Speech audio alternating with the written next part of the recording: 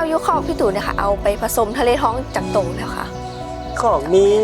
แม่ควายทั้งหมด8แม่กับผสมทั้งหมดแล้วครับผสมทั้งหมดครับเพราะว่าตัวแรกมันออกมาดีก็เลย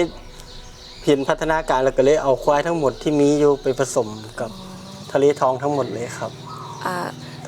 พี่ตู่เสื้อมันในทะเลท้องมีทั้งหมด8แม่ก็เอาไป8แม่เลยครับแล้วก็ทยอยคอยออกมาเรื่อยๆอย่างนี้ครับทยอยคลอดตอนนี้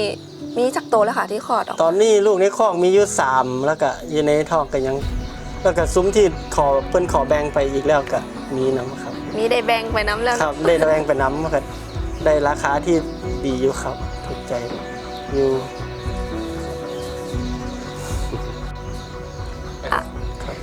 ได้ข่าวว่าล่าสุดลูกก็เพิ่งคลอดเป็นบ่คะคลอดได้จักมือแล้วเนาะจ้ะคลอดวันที่21อันนี้ก็วันที่เท่าไหร่แล้วประมาณ 4-5 มื้อครับแล้วในส่วนของความรู้สึกของโตล่าสุดนี่เป็นจังไดคะออกมาแข้งขายาวสูงข้อขานี่เกือบเท่ากับแม่ได้ละถ้ายืนใส่กันแล้วขาแม่กับลูกเท่ากัน แต่ความสูงของแม่มันก็สูงหนาแม่นบ่ล่ะ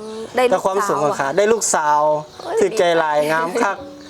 ใหญ่แฮงคิดว่าแม่นี่ละแม่เข้าอีกต่อไปจะได้เป็นแม่บอกต่อไปแม่นครับ